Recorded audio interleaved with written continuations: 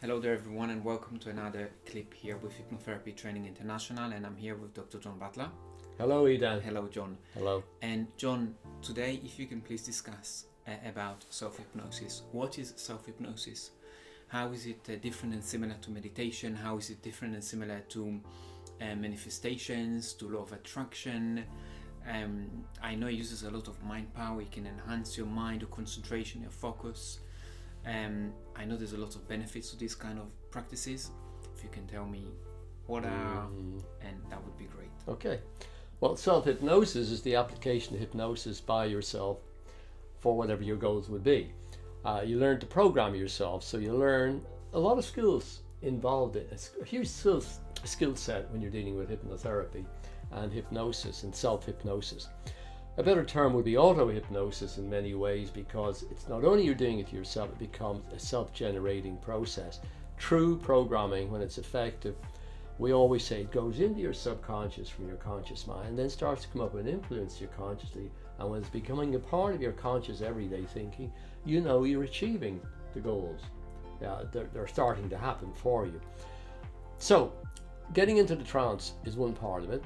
This use of suggestion, visualization, imagination, all those tools are much more powerfully expressed and effective when you know how to use hypnosis for yourself. So whenever you learn hypnotherapy with a therapist, it's often said that all hypnosis is self-hypnosis, and that's too simplistic a statement in my view, because it sounds as if the therapist's role is not that important at all, where at the beginning it can be very, very important. But learning to get into the trance, because you've been in it a few times, you can induce it yourself.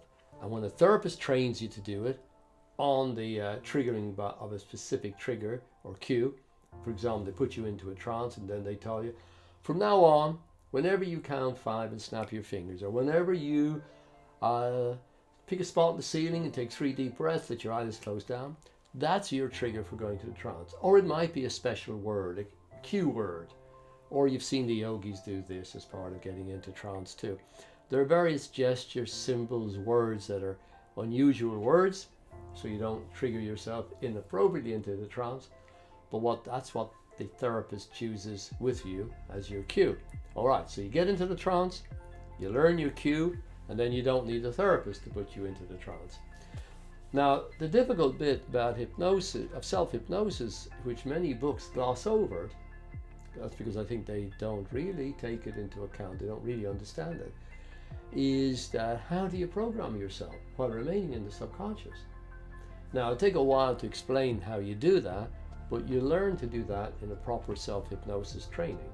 And we have what's called the slogan method, which has become part of advertising. Now, remember that hypnosis has given birth to psychotherapy, many of the modern applications of meditation.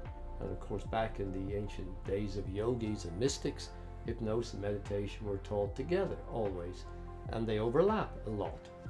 So getting into your subconscious through hypnosis and then eventually through self-hypnosis gives you access to that wonderful inner creative power within you to use for controlling your mind and body. For health issues, I think people often say to me, wow, you've shown how well that works because you showed it in a surgery setting.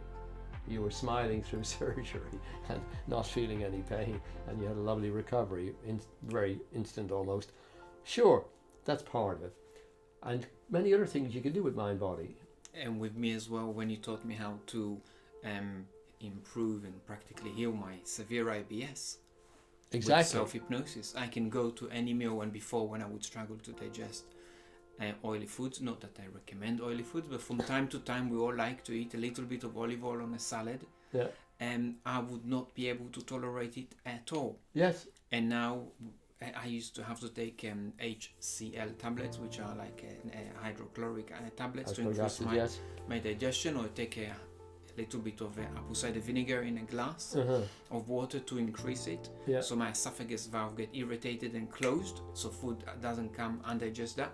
Now you taught me I can close my eyes, I can imagine myself improving the digestion, some lemons, drinking the vinegar, and I'm free. I'm not dependent on anything. My mind is always with me. And it's free, and it's cheap. The HCl tablets cost money. It becomes expensive when you consume a bottle every few weeks. So thank you for that. Okay, so I see that. Okay. Yeah, and many people who suffer from stress as well, when they got self-hypnosis as one of their methods, a set of tools, techniques, skills, and more importantly, understanding of what you're doing with your mind. You can trigger the subconscious state in 2 quick steps. As Dave Ellman said, bypass your critical factor, by, for example, bringing about eye catalepsy. And then you give yourself whatever programming suggestions you want to start working on. Now, of course, it's easier if you've been programmed with somebody else doing it to you, because it's so instant and you're getting yourself out of that conscious effort. So you're getting into non-effort, the Wu way, and you may be using your self-hypnosis for meditation. So let's go to some of those applications. Hypnosis for increasing your confidence, maybe to help yourself learn better. We were talking about before about learning to say concentrate and keep focused on what you're doing, boosting your memory, boosting any of your cognitive abilities, working on emotional issues, and even becoming your own therapist. That's very important. Learning to deal with your past. So again, it's not all that you have to have a therapist always around to help you when you're a bit stuck. Now, opening up your creativity will give you guidance in your life from your inner intuition, which will help you determine your purpose in life and help you move towards fulfilling it. We'll also be able, through self-hypnosis, to performance enhancement, goal achievement in any field, and personal understanding, personal development, which covers a huge range of goals and other internal goals. I want to work on, for some people, their spiritual understanding. For other people, that's not what they believe in, but there's some aspect of their being they'd like to work on and change. Their abilities in relationships, maybe their ability to handle money, attract money better, because they always seem to be sabotaging opportunities for money. Other people want to work on, I'm a musician, for example, I want to increase my creativity. I don't want to feel so anxious performing, or I'm afraid of public speaking. I'm afraid of the rejection of others.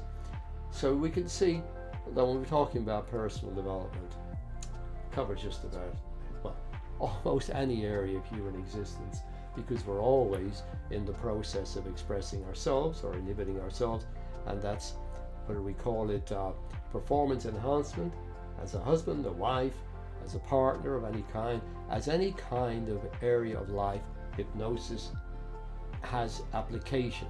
And when you've got the power of self-hypnosis, you're doing it for yourself. So that's a marvelous benefit a therapist should teach clients about. And we published a book on self-hypnosis by Boyne, who is one of the greatest teachers, the greatest teacher ever of self-hypnosis, taught over 25,000 people. And through his self-hypnosis classes, his fame spread into Hollywood, so that so many eminent actors and actresses came and studied with him self-hypnosis to perform better in their own profession. He was known as the therapist of the stars. That was given to him by the press. Incredible. So guys, this is about self-hypnosis. This is really the tip of the fork, so to speak. There's a lot more about that. It's something that you learn more in joint courses at Hypnotherapy Training International. You would do 4 courses if you wanted to do the full diploma, and that will just set you on the road to then go and discover it in full depth. Absolutely. It's very powerful. It's changed my life. I'm very passionate about it. I see the effectiveness of it every day. John touched about public speaking. Sometimes we have a group of people, nothing major, nothing even to do with work, just family. And when you want to speak, you can feel that heart palpitation, that heart racing kicking in. It's a very natural symptom to happen to human. It's down to our evolutionary probably, but being able to tap into that nervous system, into our fight or flight response, and hijack it when we need to, it makes a huge difference. And for many people, public speaking, I think it was said once, it's more fearful than death. Absolutely. It's often said in the top 5 fears. Yeah. Well, you said it's almost natural. Well, it is at our present level of evolution that for many of us, we carry into our adult life a lot of childish feelings that we still haven't dealt with. We're afraid of rejection, which leads to this fear of criticism, and then we head in the direction of public of approval seeking. Now, and while we say that that's very common, almost natural, it is actually quite crazy. Yes. If you think about it logically, for an adult to think, I need all those people to like me, approve me, agree with what I say, completely unnecessary. And it's impossible. You cannot satisfy everyone. No. And well, the people who have that fear, when they're in front of an audience, they automatically feel people don't think much of me. They don't like how I look, how I sound, and they're all the time worried about that. Well, who gives a damn what they think about you in some ways? You're there to do a job. Now, of course... often they do want to root for you to do well. Most of the people, right? Well, when I say you're not interested in what they think, don't mean it in a simplistic way like that. Right? That's not really what I'm saying. What I'm saying is you may have to go to an interview and get a job. So you do want them to like you, accept your performance. But that's different from what this emotional element that I need them to be almost like a parent who says, there, Jimmy, you're like a little child. You're okay, you're doing well. No, you're there to sell yourself and your skills. And they either accept or they don't. And the more you're looking to them to approve of you, the weaker you are, the more you're vulnerable to being exploited by others, the more you're not going to express yourself in life, because you're always going to be fearful, I'm going to upset them. Well, as I say, who cares about upsetting people if you're doing the right thing? Yeah.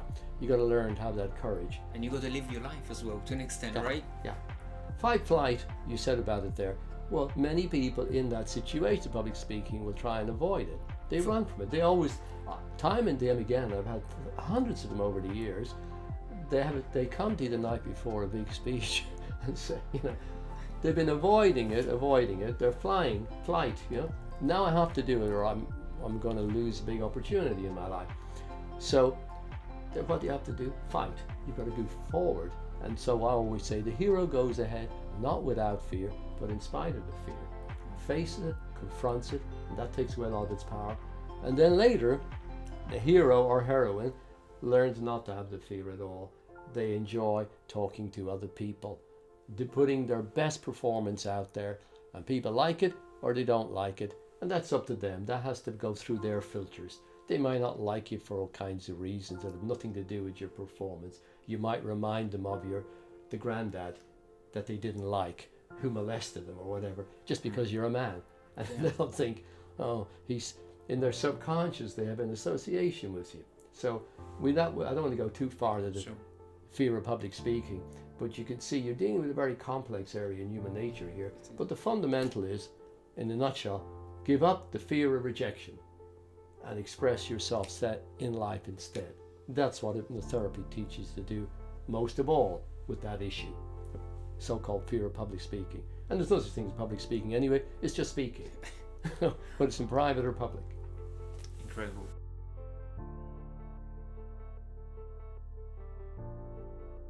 Thank you so much for this.